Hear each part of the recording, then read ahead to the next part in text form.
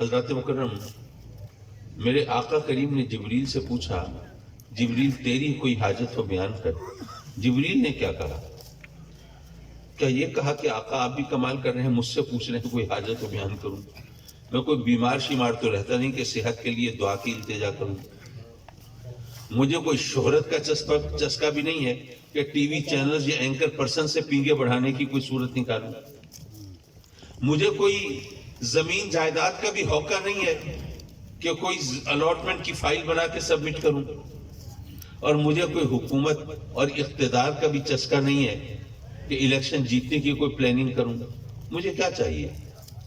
اللہ نے مجھے فرشتوں کا سردار بنایا ہے، نوری مخلوق کا امام بنایا ہے، بیت المعمور کا خطیب بنایا ہے، مجھے کیا چاہیے؟ کیا یہ کہا جبریل نے؟ نہیں۔ عرض کی آقا میری ایک حاجت ہے۔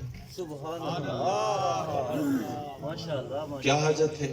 جب قیامت کا دن ہو، محشر برپا ہو، نفسی نفسی کا عالم ہو، اور ہر ایک کو پل صراط سے گزرنا ہو، تو آقا ذرا رب سے اجازت دلوا دیجئے کہ جب آپ کی امت پل صراط سے گزرنے لگے تو میں پل پہ اپنے پر بچھا دوں کہ آپ کی امت سہولت و آرام سے گزرے۔ اچھا، میری افتاد تباہ، میرے مزاج کا جو ٹیڑھ پن ہے وہ پھر آڑے آیا۔ میں سوچنے لگا مولا یہ عجیب ماجرا ہے، جبریل کہہ رہے ہیں میری حاجت ہے، جب آپ کی امت گزرنے لگے پل صراط سے مجھے اجازت دلوا دیجئے کہ میں پل پہ اپنے پر بچھا دوں۔ یہ جبریل کی کون سی حاجت پوری ہو رہی ہے بھائی؟ کوئی حاجت پوری ہو رہی ہے تو ہماری، کوئی مشکل آسان ہو رہی ہے ہماری، کوئی مسئلہ حل ہو رہا ہے ہمارا۔ اگر جبریل نے اس کو اپنی حاجت قرار دیا بھی ہے تو لگتا ہے کہ تکلفاً کہہ دیا ہوگا۔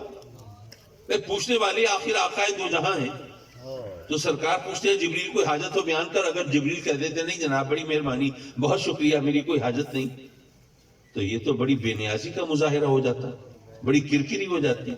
تو چونکہ اس بارگاہ میں ان کو نیاز مندی کا اظہار کرنا تھا، تو لگتا یہ ہے کہ انہیں جی سے جوڑ کے من گھڑت سیلف فیبریکیٹڈ ایک حاجت بنا کے پیش کر دی، ورنہ یہ کوئی حقیقتاً جبریل کی حاجت تو نہیں لگتی، یہ حاجت تو ہماری پوری ہو رہی ہے۔ میں عرض کروں گا کہ مسکرا کر یوں نہ اپنی رہ گزر سے دیکھیے، میری منزل کو جدھر میں ہوں ادھر سے دیکھیے۔ میں نے اس سارے سینیریو کے مختلف زاویے سے دیکھا۔ میں سوچنے لگا کہ جبریل سے میرے آقا کریم نے پوچھا جبریل کوئی حاجت ہو بیان کر۔ جبریل نے گویا ہی عرض کی کہ آقا مجھے صحت تو نہیں چاہیے، مجھے شہرت بھی نہیں چاہیے، دولت بھی نہیں چاہیے، حکومت بھی نہیں چاہیے، مجھے اور کچھ نہیں چاہیے۔ مجھے رب کائنات نے جو مرتبہ، جو مقام، جو عزت عطا فرمائی ہے، اس کے مقابلے میں یہ تمام چیزیں ہیچ ہیں، ان کی کوئی اوقات، کوئی حیثیت نہیں۔ آقا مجھے کچھ اور چاہیے ہو یا نہ چاہیے ہو، لیکن رب کی رضا تو مجھ کو بھی چاہیے نا، اس سے تو کوئی بھی بے نیاز نہیں۔ میں جبریل ہو کے بھی رب کی رضا کا طلبگار ہوں، اور آقا مجھ سے بہتر کون جانتا ہے کہ رب کو راضی کرنا ہو تو پہلے آپ کو راضی کرنا ہوتا ہے، اور آپ کو راضی کروں تو کیسے کروں؟ آپ تو وہاں جا رہے ہیں جہاں میرے بھی پر جلتے ہیں، آپ کی رسائی وہاں ہے جہاں میری پہنچ نہیں، تو آپ کو راضی کرنے کے لیے میں کیا کر سکتا ہوں؟ لیکن آقا مجھے معلوم ہے کہ آپ کو اپنی امت سے بڑا پیار ہے، تو اگر میں آپ کی امت کے کام آ جاؤں گا تو آپ مجھ سے راضی ہو جائیں گے، اور آپ راضی ہو جائیں گے تو رب راضی ہو جائے گا۔ نعرہ تکبیر، نعرہ رسالت، عظمت مصطفیٰ، فیضان حضور غزالی زمان۔ حضرات مکرم، جبریل نے یہ نہیں کہا کہ آقا جب آپ کی امت کے اولیاء، اصفیاء، ازکیاء، علماء، جب عارفین، کاملین، ائمہ، مجتہدین، جب یہ مقدس ہستیاں جب پل صراط سے گزرنے لگے تو تب مجھے پل پہ پر بچھانے کی اجازت مل جائے، نہیں۔ آقا جب آپ کی امت پل صراط سے گزرنے لگے، پتا چلا کہ پل صراط پہ جو راستہ ملے گا وہ ہمارے کسی عمل اور کارنامے کی وجہ سے نہیں ملے گا، آقا کریم کی غلامی کے صدقے میں ملے گا۔ تو جس نسبت سے وہاں راستہ ملنا ہے تو اس نسبت کو مضبوط کرنے کی ضرورت ہے نا۔ کہیں ایسا نہ ہو کل قیامت کے دن جبریل پر بچھائے بیٹھے ہوں اور میں دوڑ کے پل کے پاس سے پل کے پار گزرنے لگوں تو باقی فرشتے مجھے روک لیں، میاں کہاں بھاگے جا رہے ہو؟ میں کہوں کہ جبریل پر بچھائے بیٹھے ہیں، مجھے بھی گزرنا ہے۔ تو فرشتے پوچھیں اچھا تم بھی کیا امتی ہو؟ نہ صورت امتیوں جیسی، نہ سیرت امتیوں جیسی، نہ عادات، نہ اطوار، نہ سیرت، نہ کردار. تم کیسے امتی ہو؟ کہیں کل قیامت کے دن کوئی مجھ سے کوئی دلیل نہ مانگ لے امتی ہونے کی، تو مجھے آج کوئی دلیل ڈھونڈ رکھنی چاہیے، کل قیامت کے دن کام آئے گی. بے شک. جس نسبت کے صدقے میں وہاں راستہ مل رہا ہے اس نسبت کو مضبوط کرو نا یارو، ورنہ کیسے راستہ ملے گا وہاں پہ.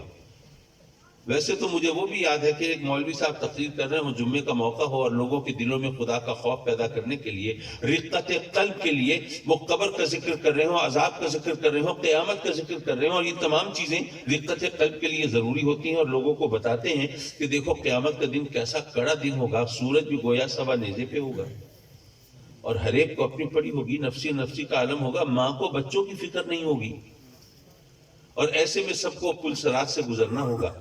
جو تلوار سے زیادہ تیز ہوگا، بال سے زیادہ باریک ہوگا، اور اس کے نیچے جہنم کی آگ بھڑکتی ہوگی. جب یہ سارا معاملہ تفصیل سے بیان کیا ڈیٹیل میں، تو بندہ ایک کھڑا ہوا مجمع سے کہنے لگا مولوی صاحب اتنی اونچی اونچی تو نہ چھوڑیں. مولوی صاحب کو بڑا غصہ آیا، چھوڑنے کا کیا مطلب ہے؟ میں کوئی اپنی طرف سے جی سے جوڑ کے باتیں کر رہا ہوں، میں جو کہہ رہا ہوں قرآن حدیث کی روشنی میں کہہ رہا ہوں. اس بندے نے ہاتھ جوڑ لیے، مولانا صاحب قرآن اور حدیث تو آپ بہتر سے سمجھ سکتے ہیں، مجھ غریب کو تو اتنا بتا دیجئے کہ جو تلوار سے زیادہ تیز ہو اور بال سے زیادہ باریک ہو اسے پل کہتے ہیں. سیدھا سادہ لوگوں کو بتا دیجئے کہ آگے جانے کا راستہ واسطہ کچھ نہیں ہوگا. یارو بات تو اس نے صحیح کی، 100% درست کی، بالکل کوئی بھی ایگزیجریشن نہیں، مبالغہ نہیں ہے، بالکل صحیح کہا. واقعی جو کافر ہوں گے، مشرک ہوں گے، منافق ہوں گے، میرے نبی کو گستاخ ہوں گے، ان کے لیے آگے جانے کا کوئی راستہ نہیں ہے. پل پہ قدم رکھیں گے اور کٹ کٹ کے سیدھے جہنم میں گرتے ہوں گے. لیکن یارو تمہیں کیا فکر ہے، تمہارے لیے تو راستہ ہی راستہ ہوگا، جبریل پر بھی چھائے بیٹھے، بشرطے کہ ہم ان نسبتوں کو پیش نظر رکھیں جس کے صدقے میں وہاں پہ راستہ ملنا ہے. حضرات مکرم، بات کہیں سے چلتی ہے اور کہیں جا نکلتی ہے. میں یہ عرض کر رہا تھا کہ ہمیں جو کچھ بھی عزت ملی ہے وہ آقا کریم سے نسبت کے صدقے میں ملی ہے. سبحان اللہ. پل صراط پہ راستہ بھی ملے گا تو اسی حوالے سے ملے گا. اور جیسے چلیے قرآن مجید کی ایک آیت کی روشنی میں ذرا اس بات کو تھوڑا سا اور آگے بڑھاؤں. رب کائنات نے فرمایا وَلِلَّهِ الْعِزَّةُ، تو عزت ہے اللہ کے لیے. بات تو سمجھ میں آتی ہے، وہ تمام رب کائنات اگر اس کے لیے عزت نہیں ہوگی تو کس کے لیے ہوگی؟ وَلِرَسُولِهِ، اور عزت ہے اس کے رسول کے لیے. یہ بات بھی پلے پڑتی ہے، جس کو منصب رسالت سونپا ہے، جس کو مسند نبوت پر بٹھایا ہے، اس کے لیے عزت نہیں ہوگی تو پھر کس کے لیے ہوگی؟ اور اس کو ایک اور زاویے سے بھی آپ سمجھ سکتے ہیں. دیکھیے الیکشن ہوتے ہیں، کچھ لوگوں کو آپ چنتے ہیں، ووٹ دیتے ہیں، منتخب کرتے ہیں. کسی کو ایم این اے چنا ہے، کسی کو ایم پی اے چنا ہے، وہ الیکٹڈ پبلک ریپریزنٹیٹو، ماشاءاللہ ان کی شان بڑھ جاتی ہے، اوقات بڑھ جاتی ہے، ان کی طاقت بڑھ جاتی ہے، ان کا مرتبہ بڑھ جاتا ہے. ایسا ہوتا ہے کہ نہیں ہوتا؟ آپ بتائیے، آپ کے علاقے کے جو ایم این اے یا ایم پی اے، مجھے نہیں پتا کون ہیں، جو بھی ہیں، جب وہ ایم این اے نہیں تھے، ایم پی اے نہیں تھے، تو کیا ان کی وہ ٹور تھی جو آج ہے؟ نہیں. آپ نے ان کو چنا، آپ نے ووٹ دیا، آپ نے الیکٹ کیا، تو جب آپ نے چن لیا تو ان کی شان بھی بڑھ گئی، عزت بھی بڑھ گئی، طاقت بھی بڑھ گئی، اختیار بھی بڑھ گیا. تو کچھ لوگوں کو آپ چنتے ہیں، ان کی عزت اور شان بڑھ جاتی ہے، طاقت و اختیار بڑھ جاتا ہے. اب ذرا قرآن پڑھیے. رب کائنات نے قرآن مجید میں ارشاد فرمایا اللہ یستفی من الملائکۃ رسلا ومن الناس. کچھ لوگوں کو تم چنتے ہو اور کچھ لوگوں کو اللہ نے چنا ہے. اور تم جو چنتے ہو وہ چھوٹے سے حلقے سے چنتے ہو، اور اللہ نے چھوٹے سے حلقے سے نہیں چنا ہے بلکہ تمام فرشتوں اور تمام انسانوں میں سے چنا ہے. تو جس کو تم نے چھوٹے سے حلقے سے چنا ہے اس کے بارے میں تو تم مانتے ہو کہ اس کی شان بھی بڑھ گئی، عزت بھی بڑھ گئی، طاقت بھی بڑھ گئی، اختیار بھی بڑھ گیا. اور جس کو اللہ نے چنا ہے اور تمام انسانوں اور تمام فرشتوں میں سے، اس کے بارے میں بحث کر رہے ہوتے ہو کچھ کر سکتا ہے یا نہیں، اس کے پلے کچھ ہے یا نہیں. کیا مزہ کا خیز بات ہے. ولی المومنین، اور عزت ہے مومنوں کے لیے. اچھا مومنوں کے لیے عزت کیوں ہے؟ ایک بات تو سیدھی سی ہے، ہم جب ایمان لاتے ہیں، کلمہ پڑھتے ہیں، تو سچے خدا کا اقرار بعد میں کرتے ہیں، جھوٹے خداؤں کا انکار پہلے کرتے ہیں. تو اگر مومنوں کے لیے عزت نہیں ہوگی تو جھوٹے خداؤں سے پنگا کیوں لیں گے؟ طاغوتی طاقتوں سے پنجہ آزمائی کیوں کریں گے؟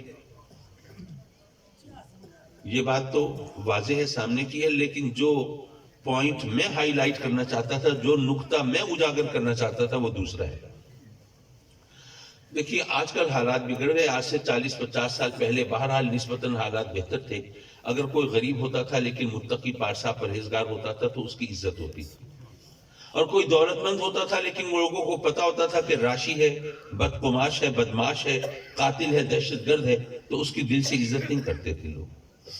لیکن آج کل حالات بدل گئے ہیں، آج کل لوگ نہیں دیکھتے تھے کہ مال اس نے کہاں سے کمایا ہے، بس جس کے پاس عزت ہے، وہ جس کے پاس دولت ہے وہ باعزت ہے، اور جس کے پاس دولت نہیں ہے وہ متقی ہو، پارسا ہو، کوئی فرق نہیں پڑتا، اس کے لیے کوئی عزت نہیں۔ آج کل ہم نے سونے چاندی کے ترازو میں ہر ایک کو تولنے کا سلسلہ شروع کیا ہوا ہے۔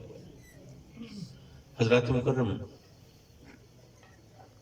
اب فرض کیجئے کوئی غریب آدمی ہے، نادار ہے، قلاش ہے، کنگال ہے، جس کی کوئی حیثیت نہیں، جس کی کوئی اوقات نہیں، کوئی گھاس نہیں ڈالتا اس کو، لیکن اتفاق سے آپ کے ایم این اے صاحب اس کو گھاس ڈالنا شروع کر دیں، لفٹ کرانا شروع کر دیں، کسی فنکشن میں، کسی شادی بیاہ کی تقریب میں وہ نظر آئے، اس کو بلا کے اپنے پاس بٹھا لیں، اسی سے گپ لگاتے رہیں۔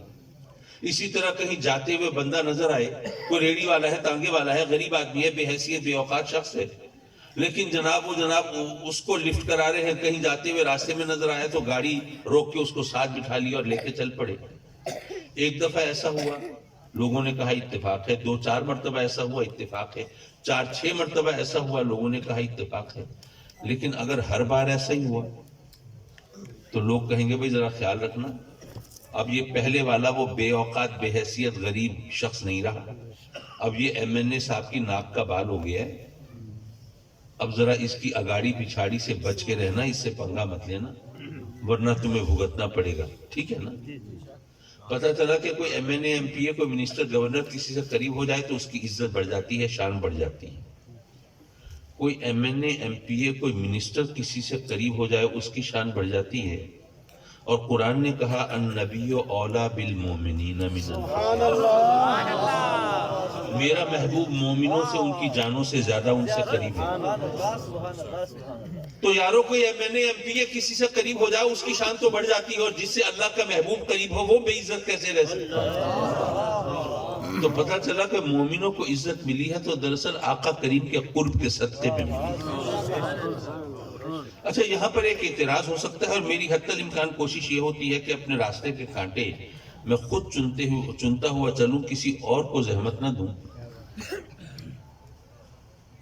ممکن ہے کسی کے ذہن میں، علماء بھی ہیں ماشاءاللہ اور آپ سب لوگ سمجھدار ہیں، اور عقل اور علم کا وہی کام ہے جو مکھی کا ہوتا ہے، سارا جسم صاف ستھرا ہو، کسی ایک جگہ چھوٹا سا زخم ہو تو مکھی سارے صاف ستھرے جسم کو چھوڑ کر زخم پہ آ کے بیٹھتی ہے۔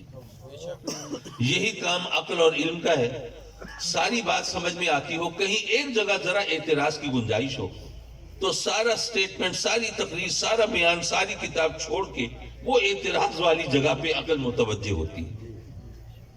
ممکن ہے کسی کے ذہن میں خلیش پیدا ہو کہ جناب اگر مومنوں کو عزت ملی ہے آقا کریم صلی اللہ علیہ وسلم کے قرب کے صدقے میں، تو قرآن کی ایک اور آیت بھی ہے وَنَحْنُ أَقْرَبُ إِلَيْهِ مِنْ حَبْلِ الْوَرِيدِ، رب کائنات نے اپنے قرب کا ذکر بھی فرمایا ہے کہ ہم ان کی شہرت سے زیادہ ان سے قریب ہیں۔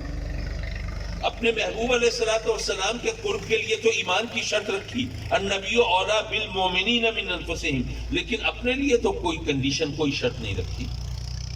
ایک عام ضمیر ارشاد فرمائی وَنَحْنُ أَقْرَبُ إِلَيْهِ، ایک عام ضمیر بول دی، تو اللہ تو ہر ایک سے قریب ہے، مشرکوں سے بھی، کافروں سے بھی، منافقوں سے بھی، فاسقوں، فاجروں، بدکاروں، گناہگاروں، خطاکاروں، سیاہکاروں، سب سے قریب ہے۔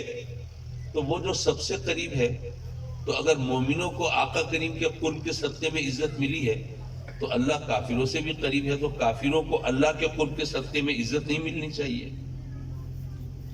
ملنی تو چاہیے، اور اگر نہیں ملے گی تو پھر یہ کہنا پڑے گا کہ آقا کریم کا قرب جو ہے وہ زیادہ وقی ہے، اس کا زیادہ حیثیت ہے اللہ کے قریب ہونے کے مقابلے میں۔ ظاہر ہے کوئی مومن تو ایسا نہیں سوچ سکتا۔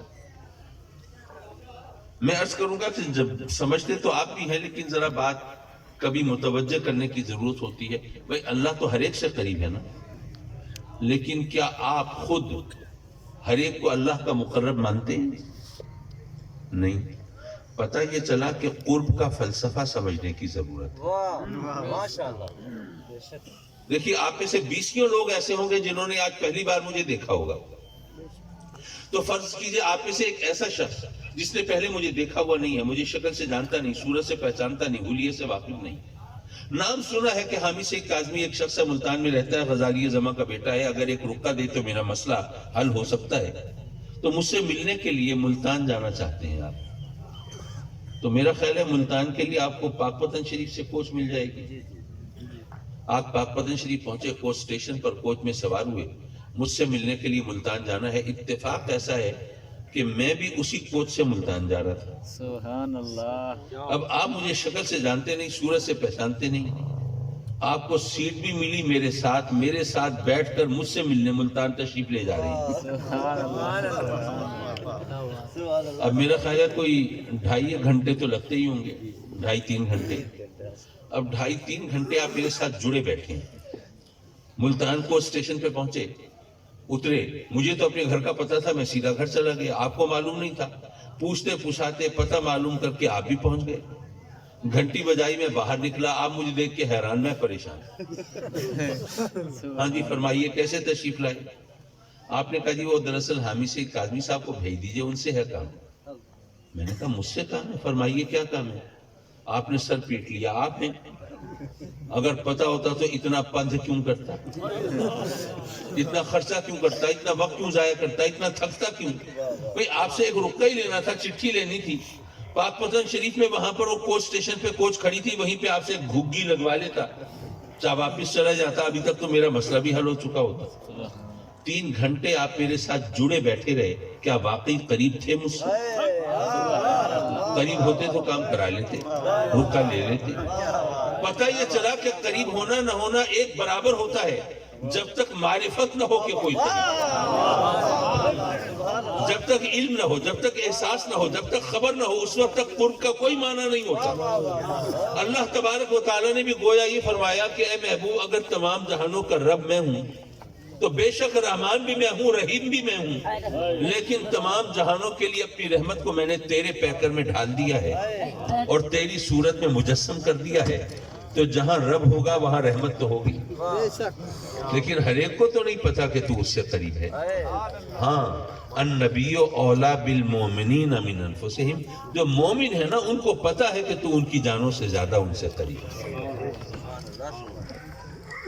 وَلَكِنَّ الْمُنَافِقِينَ لَا يَعْلَمُونَ، یہ آیت کا جو آخری حصہ ہے یہ بڑا معنی خیز ہے. اللہ فرماتا ہے عزت تو ہے اللہ کے لیے، عزت تو ہے اللہ کے رسول کے لیے، عزت تو ہے مومنوں کے لیے، لیکن منافق نہیں جانتے کہ عزت کس کے لیے. اچھا ہو سکتا ہے آپ سوچیں کہ جناب اس کے اندر کون سی نازک بات ہے، باریک بات ہے.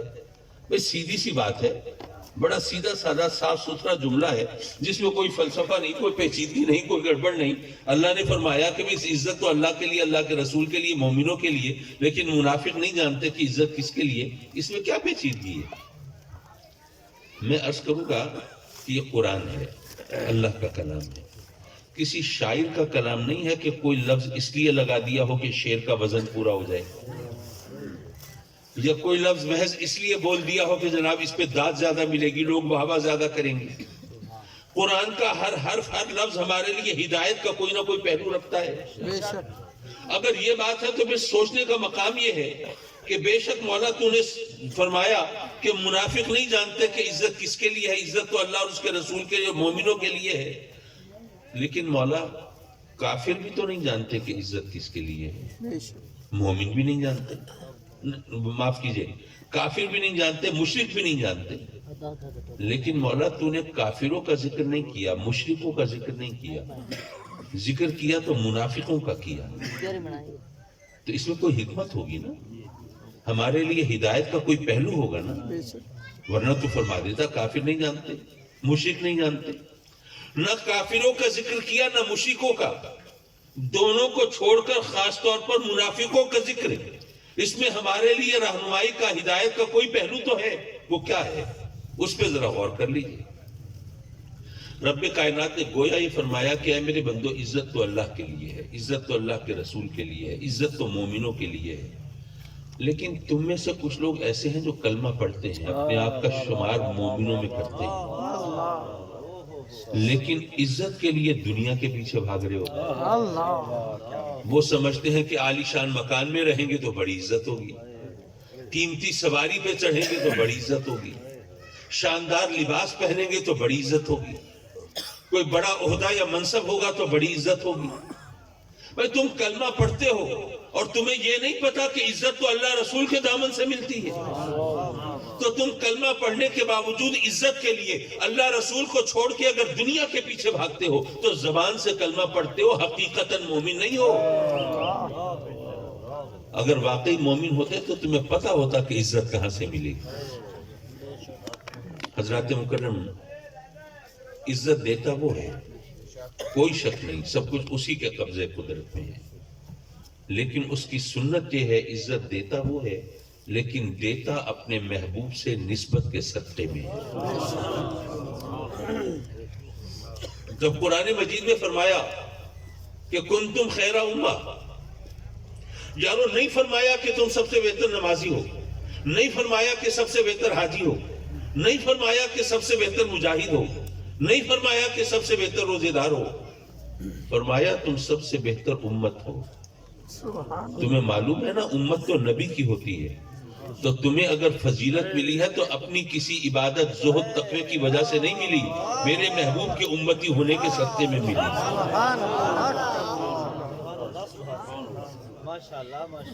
ازواج مطہرات کا اگر ذکر ہوا تو فرمایا یا نساء النبی لستن کاحد من النساء، اے میرے محبوب کی پاک بیوی اور دنیا کی کوئی عورت تمہاری ہمسر نہیں ہو سکتی۔ اگر کوئی شخص بارگاہ الوہیت میں استفسار کی جسارت کرے، مولا تیرا فرمان سر آنکھوں پر، دنیا کی کوئی عورت ازواج مطہرات جیسی نہیں ہو سکتی، تو نے کہا ہم نے مان لیا، پر مولا ذرا یہ تو بتا دے کس بات میں ان جیسی نہیں ہو سکتی۔ بھئی مختلف پہلو ہے نا، مختلف انداز ہیں، کوئی کسی حوالے سے برتر ہوتا ہے، کوئی کسی حوالے سے فوقیت رکھتا ہے۔ مولا تو نے کہا دنیا کی کوئی عورت ازواج مطہرات جیسی نہیں ہو سکتی، تو کس بات میں ان جیسی نہیں ہو سکتی؟ کیا زہد و تقوی میں ان جیسی نہیں ہو سکتی؟ کیا عبادت و ریاضت میں ان جیسی نہیں ہو سکتی؟ کیا نیکی و پارسائی میں ان جیسی نہیں ہو سکتی؟ کیا شکل و صورت میں ان جیسی نہیں ہو سکتی؟ کیا حسن و جمال میں ان جیسی نہیں ہو سکتی؟ کیا حسب نسب میں ان جیسی نہیں ہو سکتی؟ کیا امور خانہ داری میں ان جیسی نہیں ہو سکتی؟ سلیقہ شعاری میں نہیں ہو سکتی؟ مولا کچھ پتہ تو چلے کس بات میں ان جیسی نہیں ہو سکتی؟ کوئی وضاحت نہیں، کوئی ذکر نہیں، قرآن کا انداز بیان جواب دے رہا ہے، یا نساء النبی، اے میرے محبوب کی بیویوں، دنیا کی کوئی عورت تم جیسی کیسے ہو سکتی ہے؟ تم تو میرے محبوب کی بیویاں ہو۔ اگر دنیا کی کوئی عورت میرے آقا کریم سے رشتہ نکاح میں جڑ جائے تو دنیا کی کوئی عورت اس جیسی نہیں ہو سکتی، تو دنیا کا کوئی مرد میرے نبی جیسا کیسے ہو سکتا؟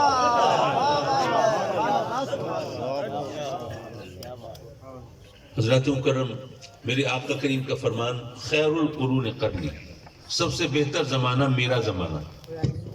اگر کوئی تاریخ کا طالب علم ہو اور بارگاہ رسالت میں سوال کی جسارت کرے، آقا جس زمانے کو آپ اپنا زمانہ قرار دے رہے ہیں، جب آپ روئے زمین پر جلوہ فگن تھے، چشم فلک کے سامنے تشریف فرما تھے، سرکار جب اپنے غلاموں کی محفلوں کو رونق بخشا کرتے تھے، اس وقت مسلمانوں کی حالت تو بہت پتلی تھی، مفلسی تھی، غربت تھی۔ سرکار آپ نے بھی تو کھجور کی چٹائی پر آرام فرمایا تھا نا، آپ نے بھی پیوند لگے کپڑے زیب تن کیے تھے نا، اپنی نالین پاک کو خود مرمت بھی فرمایا تھا۔ سرکار آپ نے جو کی روکھی سوکھی پہ گزارا بھی کیا تھا، بلکہ شکم مبارک پہ پتھر بھی باندھے تھے۔ سرکار مسلمانوں کا فتوحات کا سلسلہ شروع ہوا تو بعد میں، ان کو عظیم و شان سلطنت ملی تو بعد میں، بڑا عظیم لاؤ لشکر ملا تو بعد میں، سیم و زر کے انبار ملے تو بعد میں، مال غنیمت بے تحاشا ملا تو بعد میں، وہ عالی شان محلات میں فروکش ہوئے تو بعد میں، وہ قیصر و کسرا نے ان کی تلوار کا لوہا مانا تو بعد میں، اور دنیا نے ان کی ہیبت کے سامنے گھٹنے ٹیکے تو بعد میں، لیکن آپ فرماتے ہیں سب سے بہتر زمانہ میرا زمانہ۔ یہ سب کچھ تو مسلمانوں کو بعد میں مل رہا ہے، لیکن آپ سب سے بہتر اپنے زمانے کو قرار دے رہے ہیں. سرکار یہ ماجرا کیا ہے؟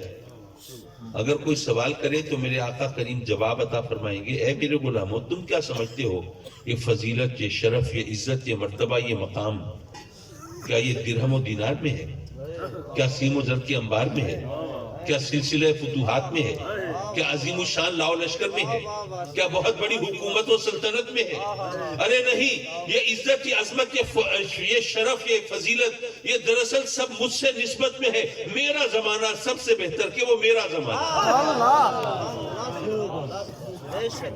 عزت دیتا وہ ہے لیکن دیتا اپنے محبوب سے نسبت کے صدقے میں ہے. حضرات مکرم، ہمارا بھی عجیب حال ہے.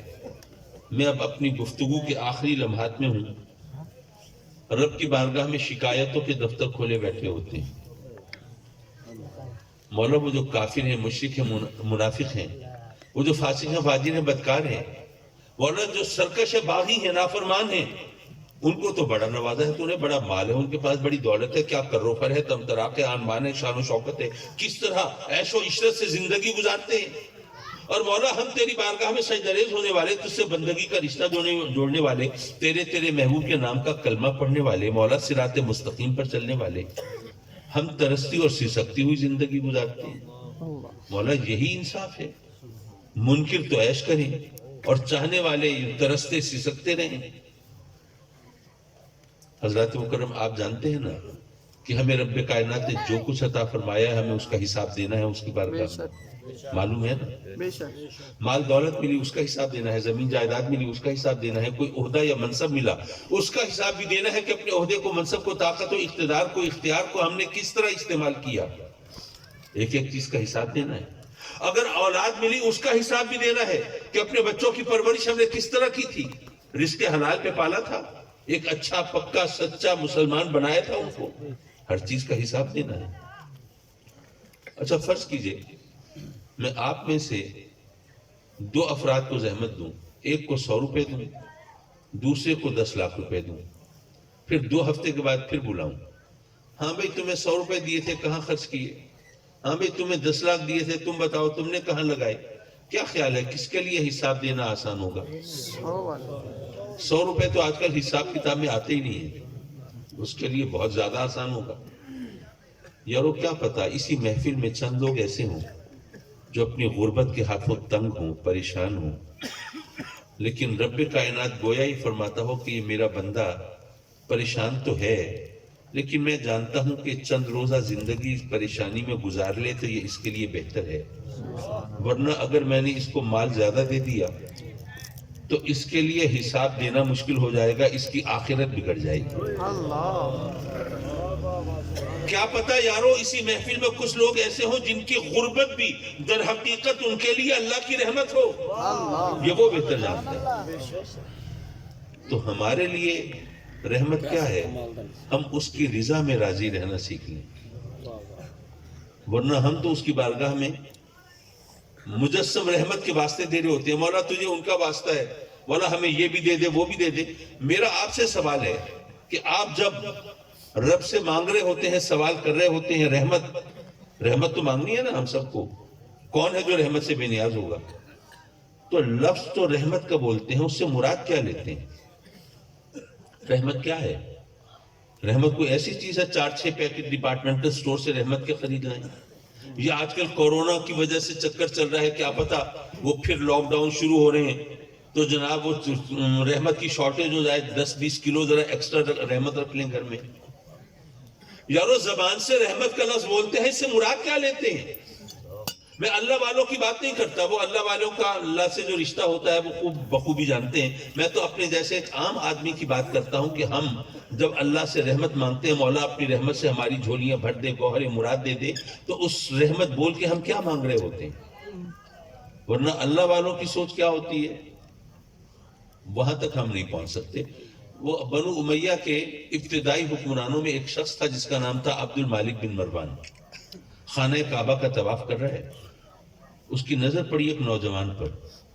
حالت خستہ ہے، لباس بوسیدہ ہے، غربت کے آثار ہیں، لیکن پیشانی روشن ہے، چہرے پر وقار ہے، چال میں دبدبہ ہے، دیکھ کے لگتا ہے کسی اعلیٰ خاندان کا فرد ہے. تو عبد المالک وہ اپنے خدام سے کہتا ہے ذرا پتہ کر کے آؤ یہ نوجوان ہے کون.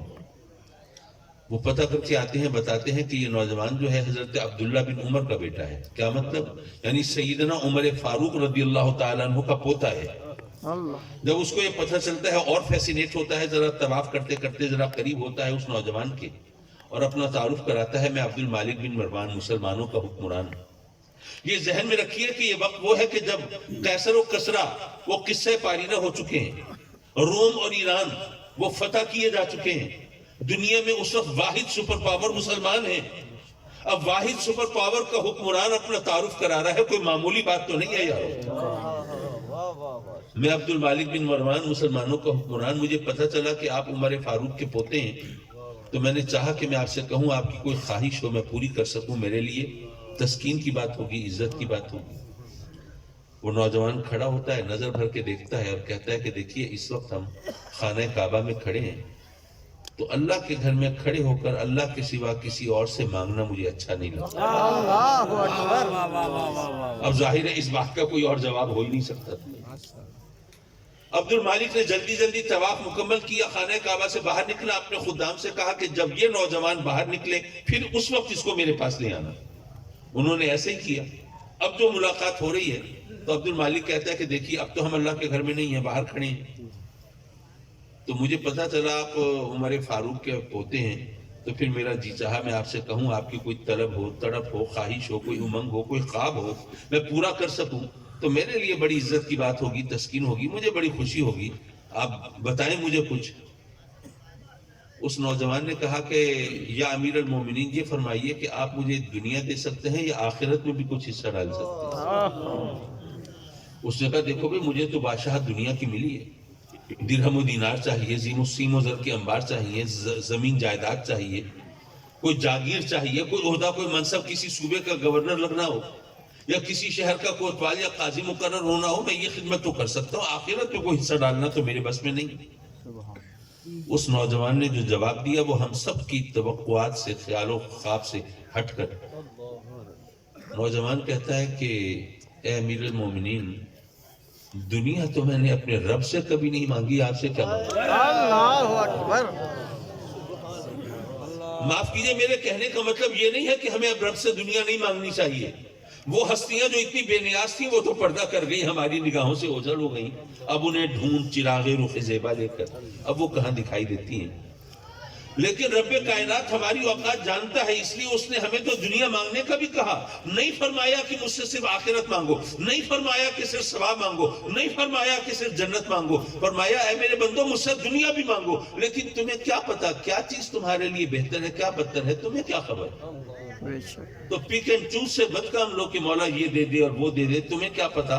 بھئی آپ سوچیے آپ کے پاس کوئی پرائز بانڈ ہو اور جناب منتیں مان رہے ہو کہ مولا بس میرا ایک پرائز بانڈ, یہ جیک پاٹ نکل آئے, سب سے بڑا انعام نکل آئے, سب سے بڑا انعام بھی آج کل کروڑوں میں ہوتا ہے, تو میں جناب فلاں مزار پہ چادر چڑھاؤں گا اور فلاں دیگے چڑھاؤں گا اور جناب عمرہ بھی کرنے جاؤں گا, یہ کروں گا وہ کروں گا. اتفاق سے وہ نکل آیا پرائز بانڈ, جیک پاٹ. اب جناب خوشی سے ناچ رہا ہے, مجھے تو اللہ نے چھپر پھاڑ کے رحمت عطا فرمائی. لیکن اگر اسی دولت کے اثر سے اس کی اولاد بگڑ جاتی ہے, جرم کے, برائی کے, گناہ کے راستے پر چل پڑتی ہے, اب جا کے پوچھئے اس سے دولت رحمت ثابت ہوئی اس کے لیے. اسی دولت سے اس نے کوئی بڑی سوفسٹیکیٹڈ, بڑی شاندار گاڑی خریدی. وہ گاڑی کسی حادثے کا شکار ہوئی, کوئی جان سے پیاری ہستی یا تو جان سے گزر گئی یا زندگی بھر کے لیے معذور ہو گئی. اب جا کے پوچھئے واقعی رحمت ہوئی یہ دولت. حضرات مکرم ہمیں یہ بھی نہیں پتا رحمت کہتے کسے ہیں. ہم جب اس سے رحمت مانگ رہے ہوتے ہیں, میں کسی اور سے پوچھنے کی بات نہیں ہے, اپنے آپ سے سوال کرنے کی بات ہے نا. بندہ اپنے رب سے مانگ رہا ہے, درمیان میں کسی اور کی دخل اندازی کی گنجائش ہی نہیں ہے. لیکن میرا خیال ہے کہ جب ہم اللہ سے رحمت کا سوال کر رہے ہوتے ہیں تو کیا مانگتے ہیں؟ مال, دولت, زمین, جائیداد, گھر, گھر والی, اولاد, صحت, عافیت, نام و نمود, شہرت, طاقت, اقتدار, اختیار, یہی چیزیں مانگ رہے ہوتے ہیں نا.